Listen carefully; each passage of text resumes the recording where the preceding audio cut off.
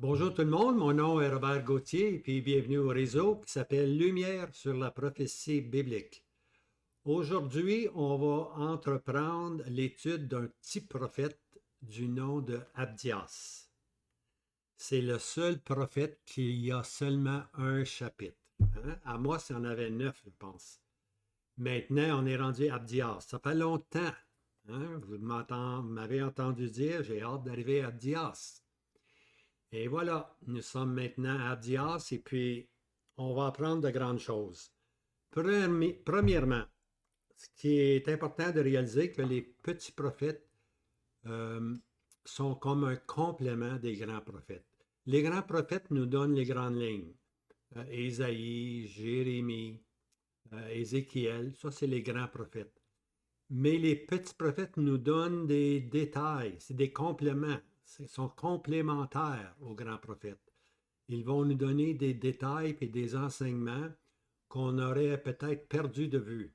Alors, les petits prophètes sont aussi importants que les grands prophètes, OK? Faut pas dire, moi, les petits prophètes, je ne m'en occupe pas, au contraire. C'est votre perte si vous n'étudiez pas les petits prophètes. Hein? Puis je vais vous le montrer avec Abdias. Avec Abdias, vous allez apprendre beaucoup, beaucoup de choses. Hein? Alors, ce que j'ai fait, je vais donner trois raisons. Je vais donner ici trois raisons de regarder à ce prophète Abdias. OK? En voici une. Ésaü est Édom. Alors, on va regarder à Ésaü, mais dans la Genèse, je pense que c'est Genèse 36, on va voir, je pense que c'est ça, Genèse 36, on va voir que c'est marqué trois fois Ésaü et Édom. Alors, on ne peut pas se tromper, là. Quand on parle de Ésaü, on parle de Édom. Okay? C'est le même personnage, un nom différent, mais le même personnage. On va aussi regarder deuxièmement à sa descendance. OK? Puis, vous allez voir, là, sur cette vidéo-là, présentement, on va regarder à numéro 1 et numéro 2. Numéro 3, qui est ceci, c'est Israël doit de nouveau occuper la scène prophétique. Ainsi, certaines nations apparaîtront au temps de la fin. En autre mot, on sait, d'après les prophètes, que Israël va être restauré, que Israël, à la fin des temps, va être restauré, puis elle va être la première des nations. Même les 10 tribus qui sont disparues vont réapparaître.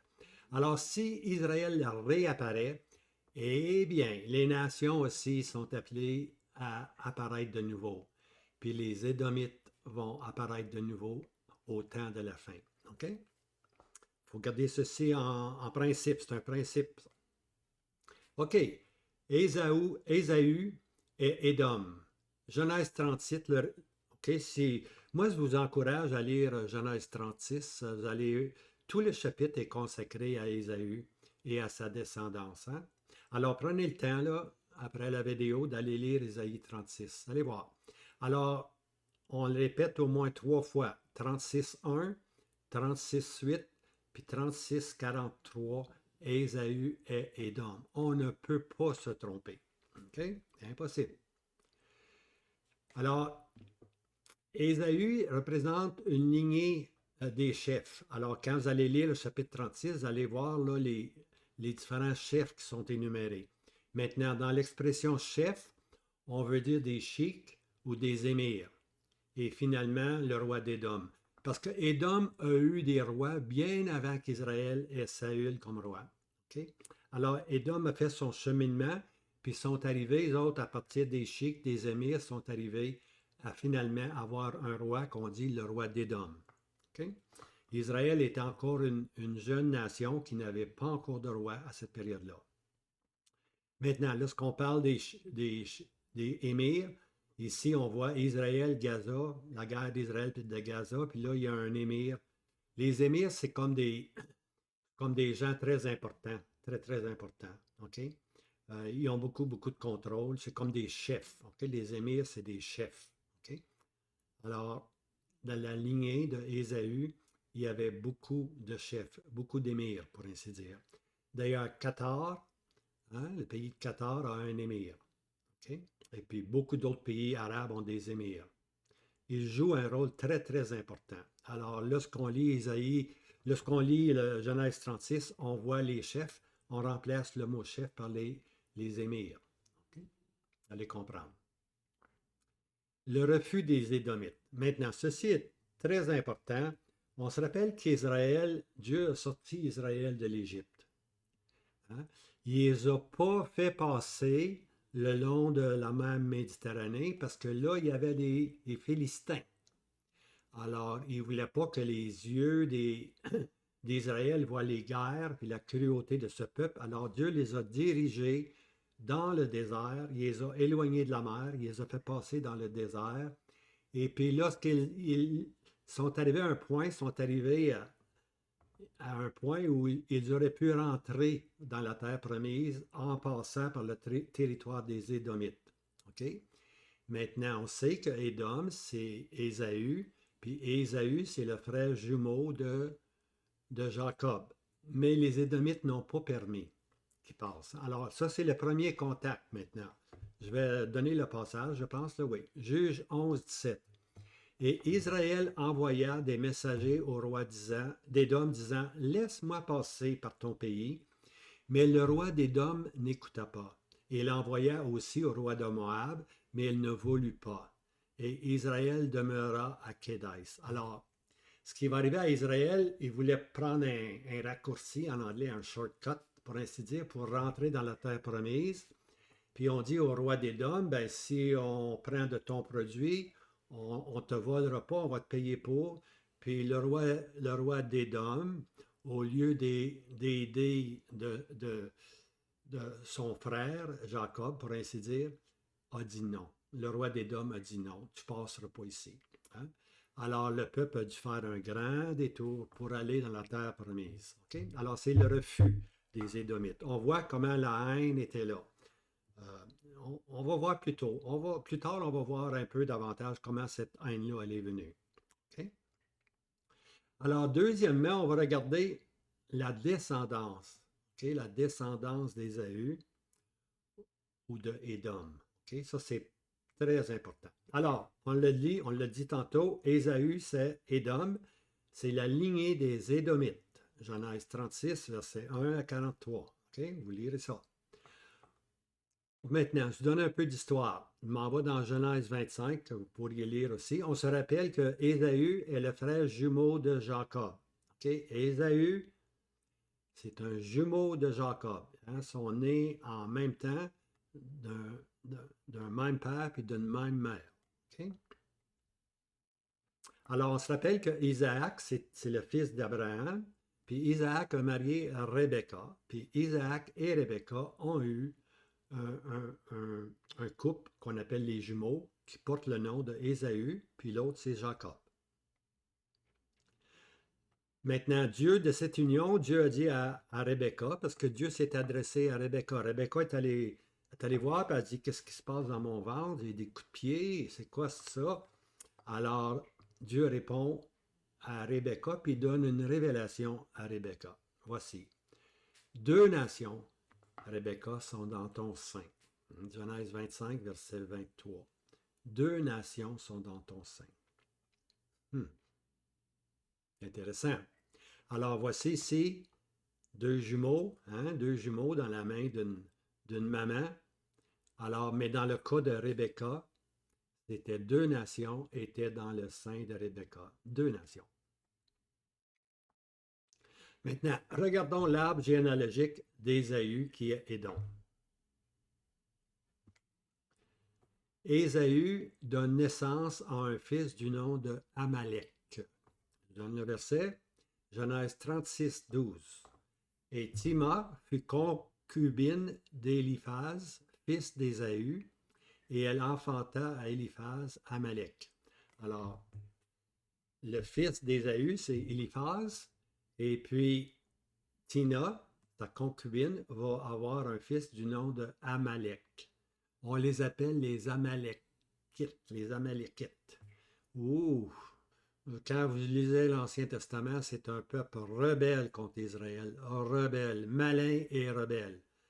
Alors ça, c'est une naissance importante. Mais vous allez voir, il y en a beaucoup. beaucoup de personnages qui vont sortir. On s'en va dans 1 Samuel 15. Et Saül prit vivant Agag, roi d'Amalek, et détruisit entièrement tout le peuple par le tranchant de l'épée. Ici, là, on voit Agag qui apparaît. Okay? Agag, là, c'est lui qui va dire que David est à telle place, puis Saul veut aller le tuer. Alors, les Agagites, pas des personnages doux, c'est des personnages cruels. C'est un vrai Édomite. Hein? Amalek, un vrai Édomite. Agag, un vrai Édomite. 1 Samuel 15, 9. Et Saul et le peuple épargnèrent Agag, et le meilleur du menu du gros bétail, et les bêtes de la seconde portée, et les agneaux, et tout ce qui était bon. Ils ne voulurent pas les détruire entièrement, mais tout ce qui était misérable et chétif, cela, ils le détruisirent entièrement. Alors Saül n'a pas voulu détruire Agag. Pourtant, Dieu lui avait dit de détruire Agag, mais il n'a pas voulu. Alors, Agag va être là, puis il va être un problème pour Israël, un gros problème pour Israël. C'est la descendance des Édomites. On continue. Voici encore une autre génération. 1 Samuel 22, verset 9. Et Dog, l'Édomite, qui est établi sur les serviteurs de Saül, répondit et dit, j'ai vu le fils d'Ésaïe venir à Nob vers Ahimelech, fils d'Ahitub. Alors, Dog, l'Édomite, ça c'est encore quelqu'un qui est cruel. On l'appelle l'Édomite. Hein? Puis est-ce qu'il en veut? Il en veut au fils d'Ésaïe, il en veut à David. Hein? Il en veut à David qui est censé avoir la couronne, mais c'est Saül qui l'a pour un temps. Mais Dog ici là, va intervenir d'une façon méchante, pour ainsi dire. Alors maintenant arrive une autre génération d'Ésaü. Esther, le livre d'Esther. Hein? OK, Esther 3, verset 1. Après ces choses, le roi Assuérus agrandit Aman, fils d'Ammédatha, l'Agagite, et l'éleva et plaça son siège au-dessus de tous les princes qui étaient avec lui. Alors ici, on a la descendance de Agag. Hein? Attendez, je vais prendre ma flèche ici, là, moi, là. Je devrais être capable de faire ça. Allez, go.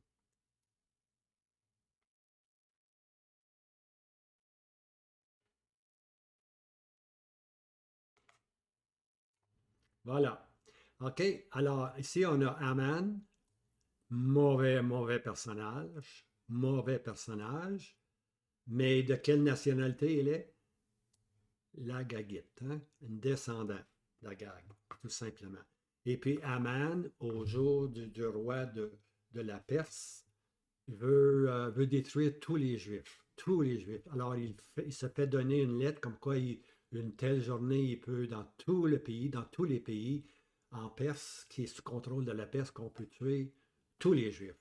Alors on voit maintenant dans Aman la haine, hein? Un Édomite qui haït les Juifs. Et finalement, on arrive à un dernier personnage de la descendance de Édom. Hein? Mais cette fois-ci, ce personnage-là est sur le trône. Il est sur le trône des Romains. Regardez bien, Matthieu 2, verset 7. Alors Hérode, oui, Hérode, c'est un Édomite. Alors Hérode, ayant appelé secrètement les mages, s'informa exactement auprès d'eux du temps de l'étoile qui apparaissait. Alors Hérode, fidèle à sa descendance et à sa haine contre les Juifs, veut faire tuer tous les petits-enfants parce qu'il a entendu dire des rois qui ont passé qu'un roi est né en Israël. Il s'informe de la date à peu près, puis là, il fait tuer tous les enfants dans la région de Bethléem. Mais qui était Hérode? Ben, le père d'Hérode était Iduméen, du nom de Antipater. Okay? Alors, son père venait de l'Idumée, qui est Édom, okay? Ou les Édomites. Vous allez voir ici, là, regardez le territoire édumain. Parce qu'Édumain, c'est un autre nom pour les Édumites, pour les Édomites, tout simplement. Alors, territoire édumain. Ici, là, on a la Samarie, on a le Judée, hein? Puis là, ici, on a Édumée ou Nabatène. C'est toujours le territoire. Tout ça ici, là, c'est le territoire d'Édom. OK? Alors, tout ça, c'est le territoire d'Édom, les Édomites. Alors, son père était responsable ici de cette région-là. Et puis, par la suite, Hérode va être nommé sur le trône. Alors, il est descendant il est descendant des Édomites. Alors, ceci nous donne un aperçu euh, de la ligne. Puis, qu'est-ce qu'on voit dans cette ligne-là? Continuellement, hein, les Édomites s'élèvent contre Israël. Ils ont une haine absolue, une haine innée contre Israël. Tout ceci est dû au fait que le premier-né a perdu son droit d'aînesse. Ben, il l'a perdu. Il l'a vendu pour une soupe. Hein? Il l'a vendu pour une soupe. Et puis, c'est Jacob qui, lui, aimait la bénédiction, qui va prendre le droit d'aînesse. Mais Ésaü n'avait aucune valeur pour le droit d'aînesse. Il a méprisé la part que Dieu voulait lui donner. Il l'a méprisé. Et puis, la conséquence, c'est que c'est Jacob qui va prendre le droit d'aînesse. Puis c'est Jacob maintenant qui va prendre la lignée, pour ainsi dire, qui va mener au Seigneur Jésus. Alors, ça, c'est rien pour démontrer, là, tous les ennemis ont une source commune. Ils descendent tous d'Ésaü qui est Édom. Okay? Maintenant, dans la prochaine vidéo, on va regarder là, ce qu'on va regarder la haine d'Ésaü. Okay? Puis l'apôtre Paul, on critiquait beaucoup l'apôtre Paul. On disait que l'apôtre Paul, il prenait trop la part des nations, trop la part des gentils. Alors, Paul va répondre à leur objection, pour ainsi dire, puis il va se servir de Jacob puis d'Ésaü pour leur enseigner qu'il ne comprenait pas tout simplement, que Paul aimait toujours le peuple juif, mais que le peuple juif s'était égaré. Okay? On va voir ça se passer dans Romains, chapitre 9. Alors, pour le moment, c'est à peu près tout, mais on va aussi développer l'apparition de la nation édomite. Vous vous rappelez, j'ai dit trois points, là.